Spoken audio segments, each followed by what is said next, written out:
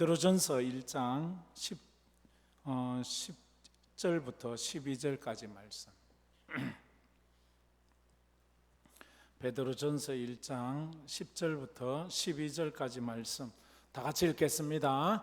이 구원에 대하여는 너희에게 이 말 은혜를 예언하던 선지자들이 연구하고 부지런히 살펴서 자기 속에 계신 그리스도의 영이 그 받으실 고난과 후에 받으실 영광을 미리 정언하여 누구를 또는 어떠한 때를 지시하시는지 상고하니라. 이 섬긴 바가 자기를 위한 것이 아니요 너희를 위한 것임이 계시로 알게 되었으니 이것은 하늘로부터 보내신 성령을 힘입어 복음을 전하는 자들로 이제 너희에게 알린 것이요 천사들도 살펴보기를 원하는 것이니라. 아멘. 목소리가 이래서 조금 집중을 해 주셔야 될 것 같아요. 그렇지 않으면 또 이렇게 산만해질 수도 있는데 모르겠어요. 일부 예배 때는 이렇게 하니까 더 집중을 하는 것 같아요. 잘 안 들려서 그러는지. 고난의 때를 살아가는 성도들에게 보내진 편지입니다. 나는 고난이 없어. 그럴까요? 우리는 누구나 다 고난 가운데 살아가고 있습니다. 미국의 어떤 성도가 라디오를 듣다가 거기서 들려온 설교를 듣고 그 설교를 한 목사님에게 보낸 간증의 편지입니다. 편지는 이렇게 시작됩니다. 18년 전 하나님께서는 우리 가정에 아들을 주셨어요.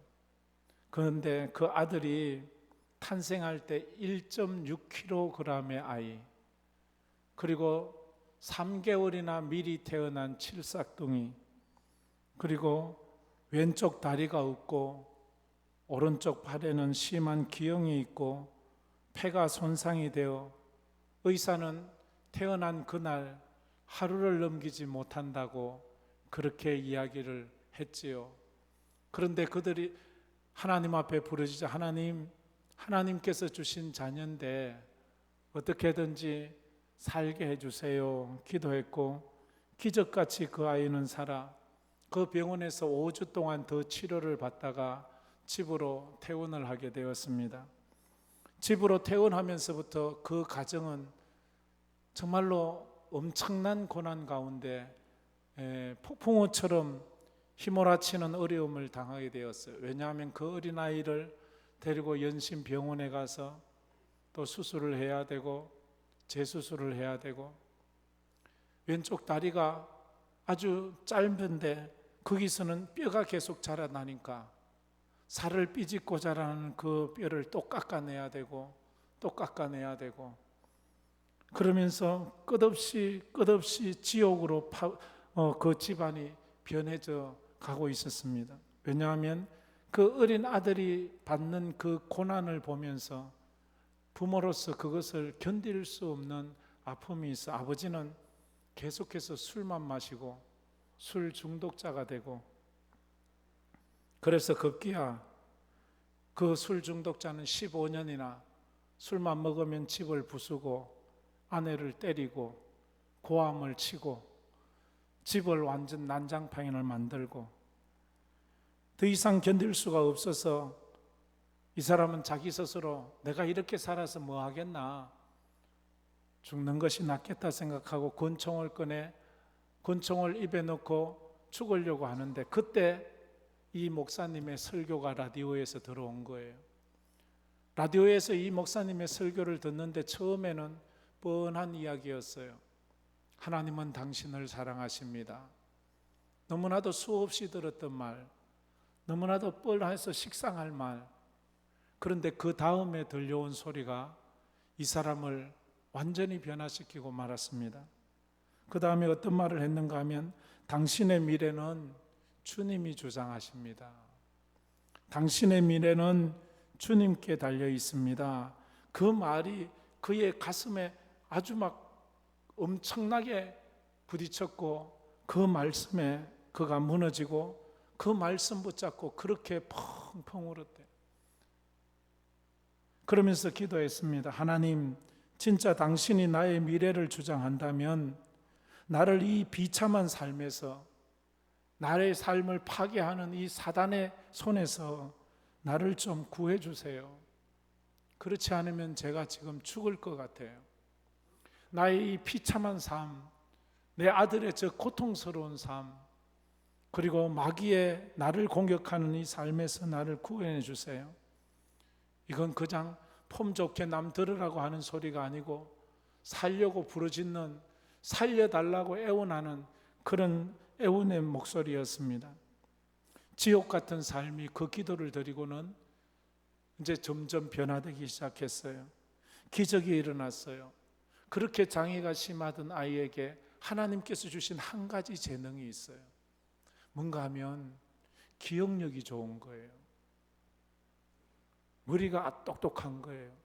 그래서 중학교 때 수학 경시대회에 나가서 수상을 하고, 세계 지리 경시대회에 나가서도 우승을 하고, 그래가지고 존스 호킨스 대학에서 그 아이에게 계속해서 대학 마칠 때까지 장학금을 주겠다고 장학금까지 나왔어요. 그렇게 몸은 망가지고 몸은 구제불능일 정도로 이렇게 기형적으로 태어났는데 하나님께서 그 아들에게 이 머리가 똑똑하게 해주신 거예요. 그러면서 그 가정이 조금씩 변해갔어요. 어느 날 그 남자가 자기 아내를 보니까 갑자기 지난날에 자기 혼자만 괴로워한 줄 알았는데 자기 아내가 너무 고마운 거예요.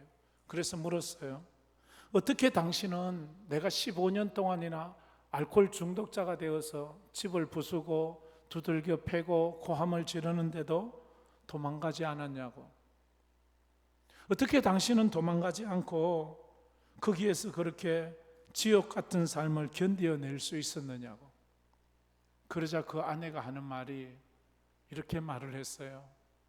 주님이 내 삶을 붙잡아 주셨잖아요. 자기가 잘나서 한 게 아니고 주님이 그렇게 술 먹는 남편, 폭행하는 남편, 그렇게 험한 말 하는 남편에게서 도망가지 않고 끝까지 기도하며 버티게 해 주었다는 거예요. 인생에는 전문가가 없대요. 사람은 아무리 많은 세월을 살아도 살면 살수록 하는 말이 인생은 어렵다라고 말한대요. 왜 인생이 어려운가 하면 마치 어제의 태양이 오늘의 태양과 물질적으로는 똑같지만 의미적으로는 다르잖아요. 그처럼 우리 인생이 어제 산 인생, 아침에 일어났고 저녁에 잠자고 똑같은 삶을 반복하는 것 같지만 어제의 삶과 오늘의 삶은 완전히 의미적으로 100% 다르다는 것을 우리는 알기 때문에 인생이 어렵다는 거예요. 어제는 웃었는데 똑같은 삶을 살면서 오늘은 울 수밖에 없는 게 우리 인생이기 때문에, 그래서 때로는 너무나 큰 고난을 겪는 사람을 보면서 그가 그 믿음을 지키고 저 어려운 고난을 이겨낼 수 있을까 하는 그런 의문이 생길 때가 있습니다. 그런데 놀라운 것은 그렇게 조그마한 믿음처럼, 겨자씨처럼 작은 믿음인 것처럼 보였던 그의 믿음이, 그 믿음이 지옥 같은 그의 삶을 버티게 하고 견디게 하고 결국 이기게 한다는 거예요. 우리 생각으로는 당연히 넘어져서 삶을 포기할 수 있는 것 같은데, 그런데도 삶을 포기하지 않고 의젓이 일어나서 다시 그렇게 믿음 생활을 하는 거예요. 그런 사람들에게 우리는 질문을 하게 됩니다. 당신은 어떻게 그런 삶을 버틸 수가 있냐고. 당신은 어떻게 그 지옥 같은 삶을 버틸 수, 나는 못 버틸 것 같다고. 그들은 말합니다. 예수님 때문이라고. 예수님 때문에 내가 버티고 내가 견디고 내가 이길 수 있었다고 그렇게 말을 합니다. 우리가 어려움을 당할 때 나보다 더 편안하고 어려움 없이 사는 사람들이 와서 아이고 힘내세요, 아이고 괜찮아질 겁니다 이러면 별로 위로가 안 되잖아요. 당신이 뭔데? 당신이 내 인생을 알기나 해? 당신이 인생이 뭔지나 알기나 해? 이렇게 말하잖아요. 그런데 나와 같은 고통을 당하고 있는 사람이, 아니면 나보다 더 심한 어려움을 당한 사람이 내게 와서 내 손을 붙잡아 주며 같이 울어주면서 힘내세요, 나도 어려움을 겪어보았는데 믿음으로 참고 견디면 또 좋은 날이 와요, 하나님께서 도와주실 거예요, 이런 말을 하면 한없는 은혜가 되잖아요. 지금 이 베드로가 이 편지를 쓰고 있어요. 지금 편지를 받아보는 성도들은 많은 고난 가운데 힘들어하고 있어요. 그래서 예수를 버릴까, 교회를 떠날까, 이런 생각을 하고 있어요. 그런데 베드로가 말해요. 여러분, 많이 힘들지요, 많이 어렵지요. 내가 주님 십자가에 못 박히시는 그 전날 밤에 주님 부인했던 사람이에요. 주님 모른다고 했던 사람이에요. 그 다가오는 고난이 무서워서, 그 시련이 너무나도 싫어서 난 주님을 부인했는데 그것 때문에 내가 얼마나 후회한 줄 알지요. 여러분, 고난이 와도 도망가지 마세요. 고난이 온다고 피하지 마세요. 끝까지 붙잡으세요. 이 이야기를 지금 베드로가 하고 있는 거예요. 베드로가 하니까 이 편지를 받아보는 성도들은 한없는 은혜가 되는 거예요. 그렇지, 베드로 선생님이 자기가 산 그 인생을 우리에게 이야기해 주고 있구나, 이런 생각을 하는 거예요. 지금 이 저자가 AD 64년경 로마의 황제 네로가 기독교에게 모든 화제의 원흉을 뒤집어 씌우고 기독교인들은 무차별 살해하라고 명령드린 그런 어려움이 올 때에 흩어져 있는 나그네 디아스포라들에게 믿음으로 살 것을 이야기를 하고 있습니다. 그런데 여기서 놀라운 것이 베드로가 고난을 준비하라고 하면서 준비하라고 하는 것은요, 딱 한 가지예요. 고난을 준비하라고 하면서 준비할 것이 무엇인가 하면 돈 준비하라고 말하지 않아요. 뭐 건강 준비하라고 말하지 않아요. 저 지하 벙커 파라고 얘기하지 않아요. 도망갈 준비하라고 말하지도 않아요. 준비하라고 말하는 것이 한 가지예요. 구원의 확신을 붙잡으라고 말해요. 너희들이 고난이 오고 있는데 그 고난을 피할 수 있는 유일한 길은 구원이다, 구원의 확신이다 라고 말해요. 한번 따라해 봅시다. 구원의 확신. 구원의 확신만이 믿음의 고난을 이겨내게 하는 거예요. 돈이 우리를 믿음에 지키게 하는 게 아니에요. 건강, 인간관계, 세상의 조건들, 그런 것은 우리를 끝까지 버티지 못하게 해요. 그래서 이게 놀라운 진리. 어떻게 베드로가 이런 걸 알았을까? 베드로는요, 평생 어부한 사람이에요. 공부한 바리새인이 아니에요. 베드로는 율법학자가 아니에요. 베드로는 제사장도 아니에요. 베드로는 무식한 그렇게 어부였어요. 그런 사람이 어떻게 이렇게 글을 깨닫고 선지자들도 모르고 그 율법학자들도 모르는 이 진리를 이렇게 깨달았을까? 하나님의 은혜지요. 하나님의 은혜가 그 베드로를 이렇게 어마어마한 위대한 사람으로 바꾸어 가게 되었어요. 구원의 확신. 그리스도인의 신앙의 궁극적인 목적이 뭔가요? 우리가 신앙생활하는, 예배당 와서 예배드리고 말씀 보는 궁극적인 최종 목적이 무언가요? 부귀영화인가요? 출세하는 건가요? 그게 아닌 걸 알잖아요. 우리가 예수 믿는 궁극적인 목적은 구원입니다. 영혼 구원입니다. 그래서 가장 불쌍한 사람, 예수 믿고 가장 불쌍한 사람이 평생 예수를 믿었다고 말하면서 구원의 확신이 없는 거예요. 영혼 구원을 받지 못한 거예요. 그 사람만큼 불쌍한 사람이 없어요. 인생 성공을 판가름하는 기준이 뭔가요? 세상 사람들은 인생 성공에 대한 판가름, 부귀영화잖아요. 얼마나 돈을 많이 가졌어? 얼마나 높은 지위를 가졌어? 얼마나 오래 살았어? 얼마나 가정이 편안해? 이걸로 그의 인생의 성공을 판가름하지만 예수 믿는 우리에게 있어서 인생을 성공을 판가름하는 것은 영혼 구원이에요. 그가 마지막에 천국에 갈 수 있는가 없는가, 너는 구원의 확신이 있는가 없는가. 그래서 믿음 안에서 우리가 볼 때 아무리 세상적으로 출세하고 성공하고 부자가 되었어도 구원의 확신이 없으면 그 사람은 인생 실패한 거예요.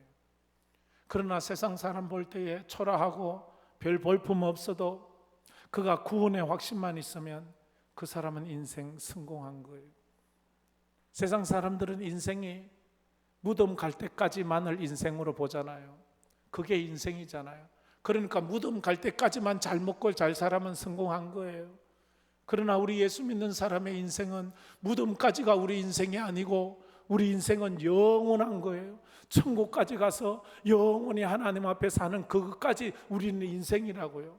우리는 이 땅에 내 육신을 가지고 있는 이때까지만 인생이 아니고 우리 인생은 영원을 이야기하기 때문에 이 땅에서 잘 먹었지만 저 천국에 가지 못하고 지옥 가면 그 인생 망하는 거예요. 지난번에도 얘기했지만 우리 육신에 영혼이 갇혀 있잖아요. 우리 육신이 영혼에 갇혀 있는데 육신이 난 줄 알고 자꾸 육신만 잘 먹이려고 하잖아요. 육신만 호의호식하면 성공했다고 하잖아요. 그럼 영혼은, 육신이 영원한가요? 영혼이 영원한가요? 무엇이 영원한가요? 육신은 영혼이 떠나 숨 끊어지면 썩어 흙이 되는 건데 그게 영원한 나가 아니에요. 내가 착각하고 있는 진짜 나는, 내 속에 있는 영혼이 진짜 나예요. 육체는 그냥 내가 입고 있는 옷에 불과한 거예요. 이 옷 때문에 내가 좋은 옷 입었다고 잘났고 못난 옷 입었다고 내가 망했다고 말하지 마세요. 내 영혼이 강건하면, 내 영혼이 하나님 앞에 바로 서 있으면 그것으로 하나님 앞에 인정받는 거예요. 베드로가 신약의 성도들이 얻은 구원이 얼마나 놀랍고 귀한 것인지를 가르치면서 오늘 본문에서 두 가지 말합니다. 첫째로, 구약 선지자들이 연구하고 부지런히 살핀 것은 무엇인가? 다 같이 읽어봅시다. 구약의 선지자들이 연구하고 부지런히 살핀 것은 무엇인가? 무엇이에요? 다 크게 읽어봅시다. 영혼 구원. 구약의 선지자들도 부지런히 살피고 연구했어요. 그렇게 알기를 원했어요. 그러나 그들은 그걸 잘 몰랐어요. 흔들리지 않는 믿음을 붙잡기 위해서는 우리에게 가장 필요한 것이 말씀을 붙잡아야 되는 거예요. 성경을 공부하고 연구해야 되는 거예요. 그래서 말씀에 근거한 구원의 확신이 아니면 반석 위에 세운 구원이 아니고 모래 위에 세운 집과 같이 바람이 불고 홍수가 나면 후루룩 무너지는 거예요.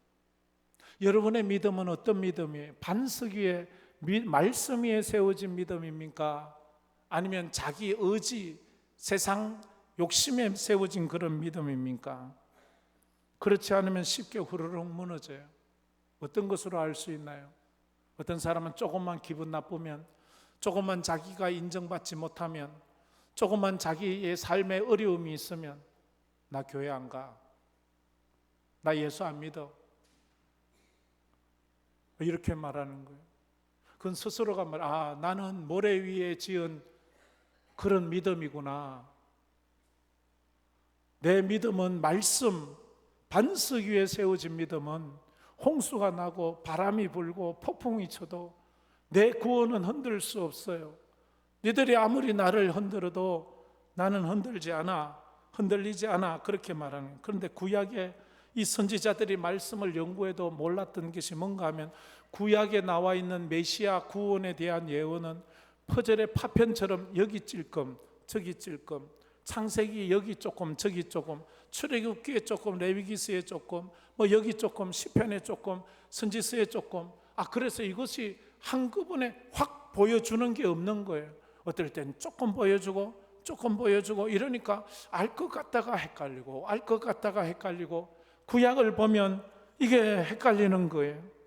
마치 생명인 사람이 그 글자 속에 막 흩어진 막 색깔들 속에 숨겨진 모양이나 숫자를 한눈에 팍 못 보잖아요. 근데 생명이 아닌 사람은 툭 보면 이거 올이네, 이건 1번 1, 이건 가, 이거 알잖아요. 근데 생명인 사람은 이걸 구분을 못하는 거예요. 영적으로 하나님의 은혜 가운데 영안이 열리지 않고 믿음의 눈이 열리지 않으면 성경을 보면서도 예수님이 보이지 않는 거예요. 십자가가 보이지 않는 거예요. 천국이 보이지 않는 거예요. 그래서 뭐 여기 뭐가 있다고 그래? 이거 뭐 성경책이 뭐 그래? 도리어 다른 세상의 드라마가 더 재미있어. 성경 재미없어. 이래 말하는. 근데 믿음의 눈을 가진 사람은 성경을 보면서 창세기를 넘기면서 그렇게 우는 거예요. 제가 어느 날 성경을 읽으면서 구약을 읽는데 그렇게 눈물이 나더라.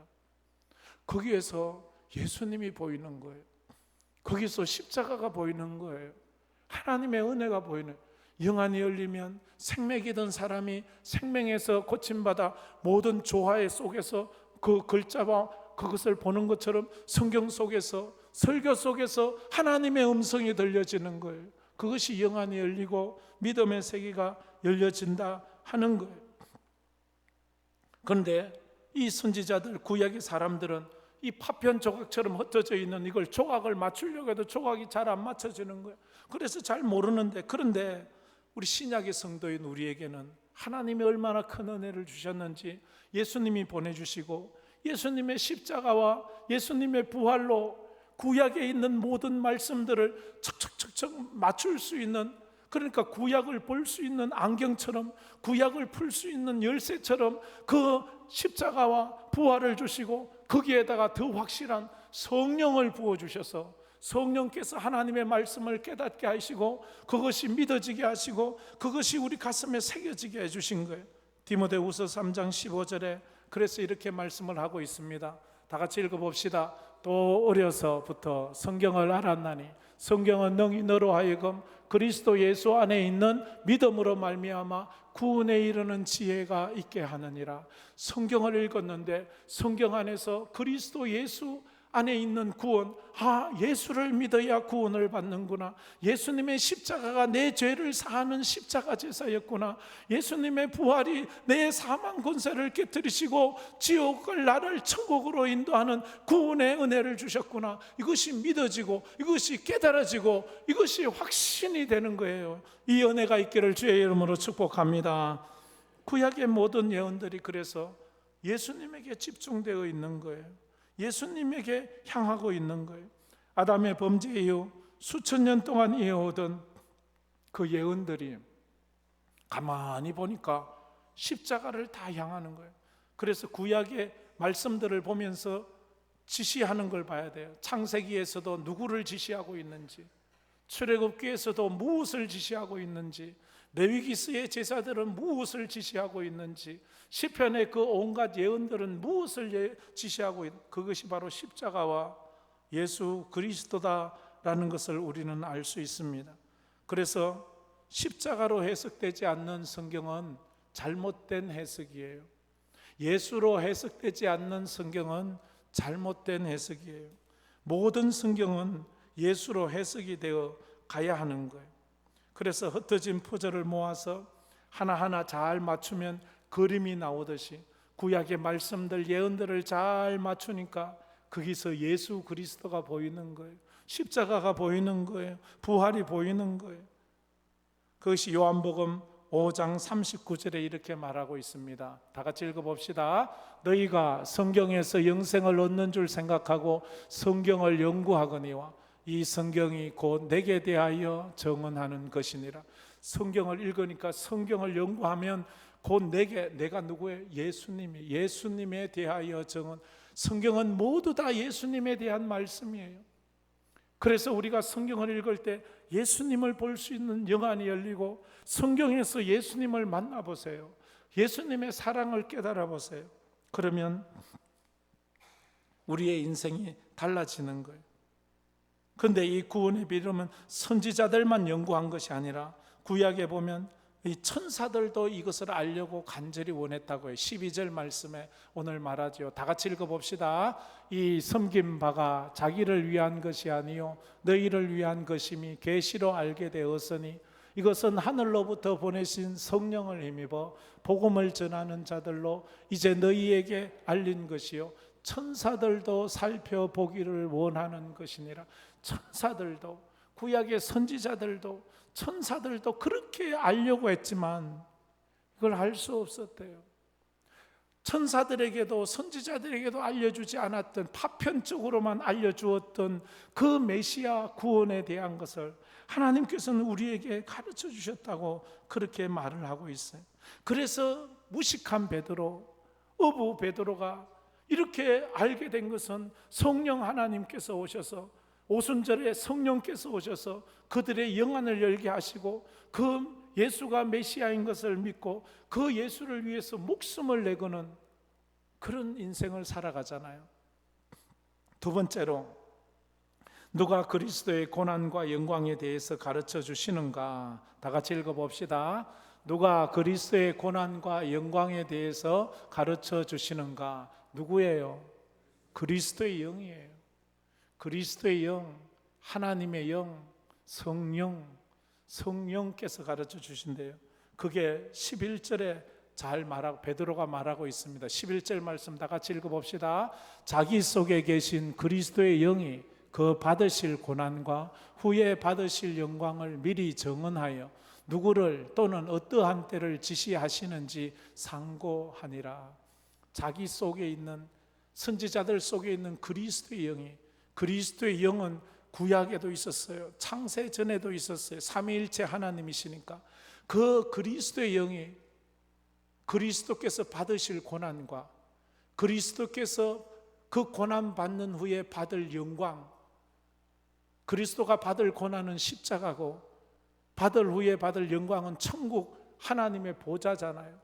미리 정언하여 누구를 또는 어떠한 때를 지시는지 상고하니라. 이게 누군지, 이게 언젠지, 어떤 일이 일어나는지, 이런 일이 일어났대요. 구약의 선지자들에게 메시아의 구원은 최고의 관심사였어요. 누가 메시아인가? 메시아는 언제 오시는가? 메시아는 오셔서 어떤 일을 하시는가? 메시아여 오시옵소서. 그들은 그렇게 노아 홍수 때도 부르짖었고 애굽에서 400년 노예 생활을 하면서 주님 메시아를 보내주세요. 주님 우리에게 메시아를 보내주세요. 400년을 부르짖었는데 모세가 왔어요. 그들은 모세가 메시아인 줄 알았는데 모세가 아니에요. 그런데 이 가나안에 들어가서 또 고통의 세월을 살면서 그들은 바벨론에 포로되어 가요. 거기서 또 부르짖어 하나님 우리에게 메시아를 보내주세요. 하나님 우리에게 메시아를 보내주세요. 그런데 메시아가 오지 않아요. 다윗 같은 메시아를 구해요. 로마 시대에 핍박받으면서 우리에게 메시아를 보내주세요. 근데 예수님을 보내주셨잖아요. 근데 그들은 그 메시아를 몰라봐요. 왜냐하면 메시아가 고난받는다고 말하잖아요. 고난받는 자는 메시아일 수 없다고 생각했어요. 그들은 다윗처럼 모세처럼 모든 사람들을 쳐부수고 원수들을 쳐부수고 자기들을 아주 복락으로 그렇게 인도할 그런 사람만 생각했거든요. 그래서 제자들도 예수가 십자가에 못 박히자 십자가에 못 박히는 저 사람은 메시아일 수 없다고 생각을 했어요. 고난받는 사람은 메시아일 수 없다고 생각을 하고 그들은 도무지 이해할 수 없다. 그래 유대인들도 고난받는 메시아를 받아들이지 않았어요. 그래 이사야 선지자가 예언한 예수님에 대한 고난받는 메시아 예언은 이사야 53장이 제일 유명하잖아요. 저들은 처음에 읽으면서도 이해하지 못했어요. 한번 이사야 53장 5절 다 같이 한번 읽어봅시다. 그가 찔림은 우리의 허물 때문이요 그가 상함은 우리의 죄악 때문이라. 그가 징계를 받음으로 우리는 평화를 누리고 그가 채찍에 맞음으로 우리는 나음을 받았도다. 저기에서 그가 찔림은 그가 상함은 그가 징계를 받음으로 그가 채찍에 맞음으로 누구예요? 예수님이잖아요. 우리는 지금 알잖아요. 구약에서는 이게 이해가 안 되는 거예요. 메시아가 어떻게 찔리고 상하고 징계받고 채찍, 메시아는 와서 원수들을 다 쳐부수고 우리를 정말로 잘 보호해줘야 되는데 어떻게 메시아가 중요하고 믿을 수가 없었어요. 그래서 구약의 메시아를 예언했던 선지자 자체도 이해를 할 수 없었어요. 이걸 어떻게 이해하냐? 근데 하나님의 성령 그리스도의 영이 우리에게 오셔서 그가 받으실 고난을 깨닫게 하시고 그가 받으신 고난 받으신 후에 받을 영광도 우리에게 알려주셨다라고 그렇게 말해요. 그래서 베드로가 하나님의 은혜를 받고 성령을 받고 나서 고난받는 메시아에 대해서 깨달아요. 그래서 그 구약의 이사야 선지자도 예레미야 선지자도 다른 위대한 선지자들도 한 번에 확 깨닫지 못했던 그걸 신약의 성도들은 오순절날 성령 받고 우리가 하나님의 말씀을 들으면서 성령의 그리스도의 영이 우리에게 임하여 우리가 이 말씀을 깨닫고 믿고 신뢰하게 하게 해 주셨잖아요. 그래서 그 은혜로 우리가 살아가는 거예요. 요한복음 14장 26절에 이렇게 말씀합니다. 다 같이 읽어봅시다. 보혜사 곧 아버지께서 내 이름으로 보내실 성령 그가 너희에게 모든 것을 가르치고 내가 너희에게 말한 모든 것을 생각나게 하리라. 보혜사 성령께서 오시면 그가 너희에게 모든 것을 성령께서 우리에게 모든 걸 가르쳐 준대요. 예수님이 우리에게 말씀하셨던 그 모든 것이 생각나게 해주신대요.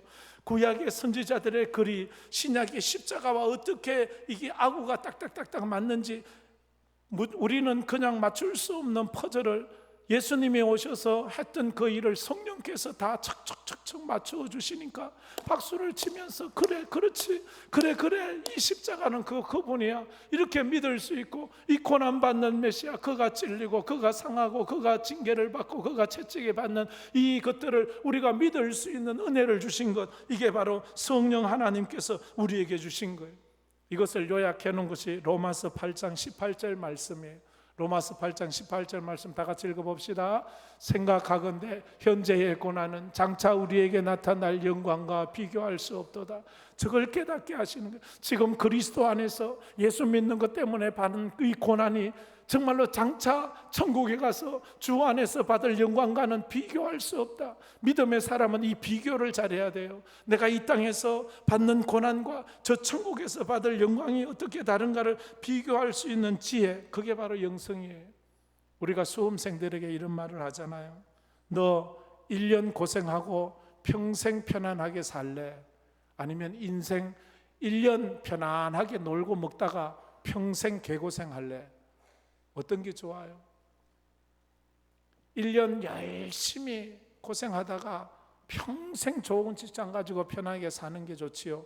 1년 그 수험생들이 1년 편하게 놀다가 그만 대학교 못 가고 이러다가 그만 잘못된 직장도 제대로 못 가지면 평생 고생하는 것 아니에요. 우리 신앙이 그런 거예요. 이 땅에서 우리가 잠시 고난을 받는 것과 주 안에서 영원한 영광을 받는 것을 비교해 보라 말합니다. 성도는 삶의 고난에 붙잡혀 아픔만 묵상하지 말고 하나님의 구원을 붙잡고 믿음으로 살아야 합니다. 성도는 현재의 고난 때문에 그리스도 안에서 누릴 영광스러운 구원을 놓쳐서는 결코 안 됩니다. 마지막으로 간단한 얘기를 하면 어느 목사님이 중병에 걸려 사경을 헤매는 어느 여자 성도님을 신방을 갔습니다. 여자 성도님은 정말로 절망 가운데 낙심하고 있었습니다. 목사님, 저는 희망이 없어요. 이제는 더 이상 견딜 힘이 없어요. 그러자 목사님이 이런 말을 했습니다. 성도님, 어려운 일을 당할 때 자기를 믿지 말고 자기 상황을 믿지 말고 예수님을 믿으세요. 어려운 일 당할 때 자기 의지로 이기려고 하지 말고 예수님 붙잡고 이기세요. 그리고는 이 목사님이 찬송을 불러주었습니다. 그 찬송을 들으면서 이 여성도는 눈물을 흘리고 예 목사님 제가 주님을 믿겠습니다. 주님 의지하겠습니다. 그리고는 곧 숨을 거두고 천국으로 갔답니다.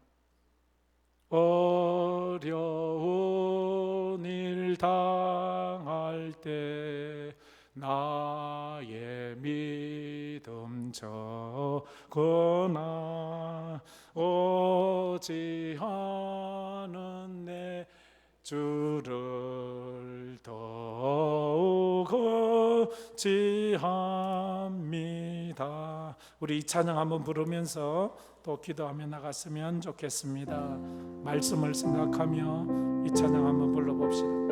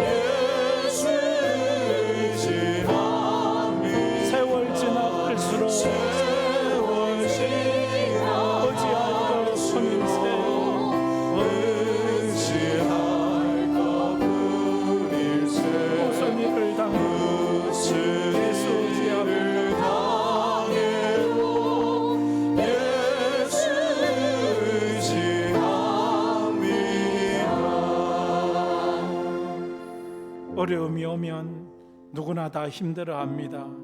그건 어쩔 수 없습니다. 비바람이 치면 누구나 비를 맞아야 하고 바람을 맞아야 합니다.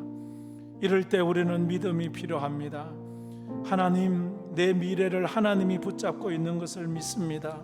하나님께서 내 인생을 다 주관하심을 믿습니다. 그래서 고난 가운데서도 견디고 버티고 이겨나가는 거예요. 세월 지나갈수록 우리 나이가 들수록 더 의지하고 무슨 일을 당할수록 주님 의지하게 해달라고, 내가 인생을 살면서 부귀영화는 누리지 못해도 영혼 구원은 꽉 붙잡고 하나님 앞에 설 수 있는 그 은혜를 달라고. 그리고 우리가 정말로 말씀이 믿음이 되어야 합니다. 하나님이 세상을 이처럼 사랑하사 독생자를 주셨으니 이는 저를 믿는 자마다 멸망하지 않고 영생을 얻게 하려 하심이라. 여러분 이 말씀 아시지요? 그런데 여러분 이 말씀 믿습니까? 이 말씀이 믿음이 되도록 한번 암송해 보십시오. 이 말씀이 믿음이 되지 않는다면 내 믿음은 가짜일 수 있습니다. 내 믿음은 실패할 수 있습니다. 하나님, 내게 이 말씀이 믿음이 되게 해주옵소서라고 그렇게 기도해야 합니다. 그래서 하나님 앞에 설 때에 하나님 말씀 붙잡고 믿음으로 승리하는 인생 되게 해달라고 다 같이 통성으로 기도하며 나가겠습니다.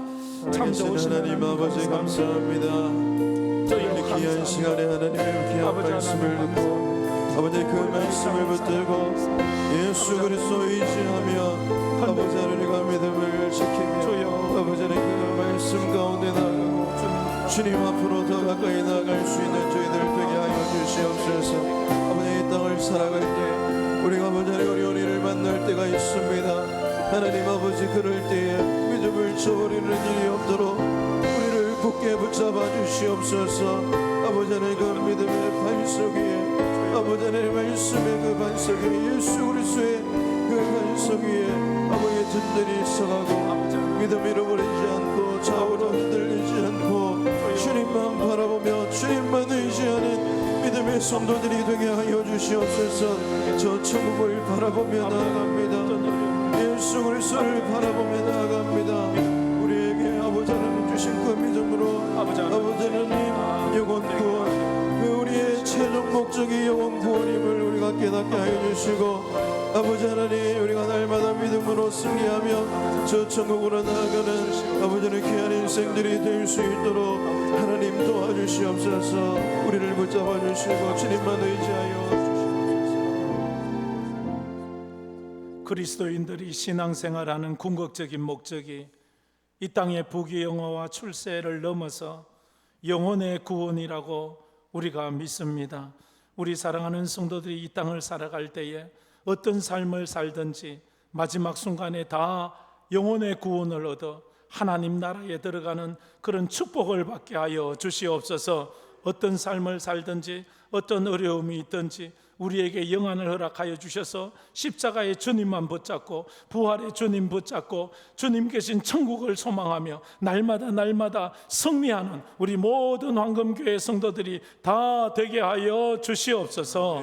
지금은 우리 주 예수 그리스도의 은혜와 우리 하나님 아버지의 무한하신 사랑하심과 성령님의 감화 감동 위로 충만하심이 이 땅을 살면서 무슨 일을 당하든지 어떤 일을 당하든지 어떤 삶이 내게 주어지든지 내게 주신 믿음 붙잡고 믿음으로 주님 의지하며 살아 영혼의 구원을 받기로 마음에 소원하는 우리 모든 성도들 머리 위에 흩어진 우리 모든 선교사들 그 머리 위에 삶 위에 또 해외로 군문으로 타지로 흩어진 우리 성도들 위해 이제로부터 영원토록 함께 있을지어다.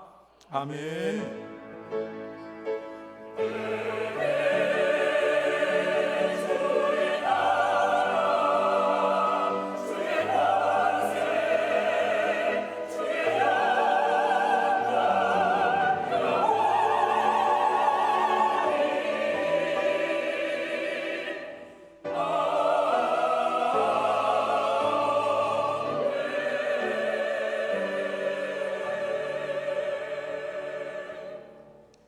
지금부터 2024년 8월 새가족 수료식을 시작하도록 하겠습니다.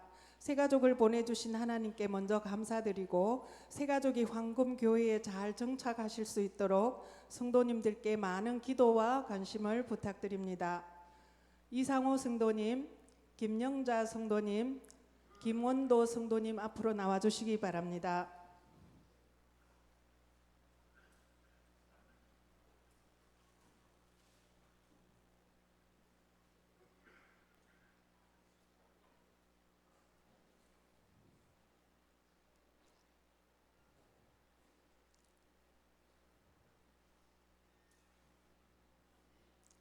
먼저 이상호 성도님 앞으로 나와주시기 바랍니다.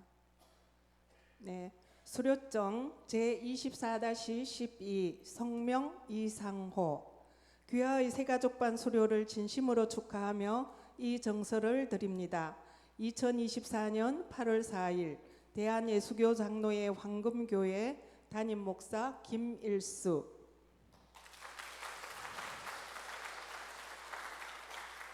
네, 김영자 성도님 앞으로 나와주십시오. 네, 수료증 제24-13 성명 김영자 아래 걸 같습니다.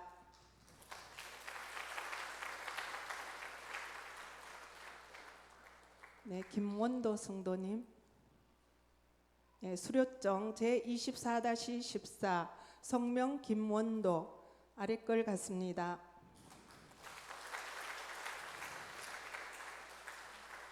네, 돌아서지 말고 그대로 계세요. 차렷, 경례. 네, 돌아서 주세요. 네, 목자와 인도자 되시는 분은 네, 계셔 주세요. 예, 목자와 인도자와 성김이 되시는 분은 함께 나와 주셔서 축하해 주시기 바랍니다.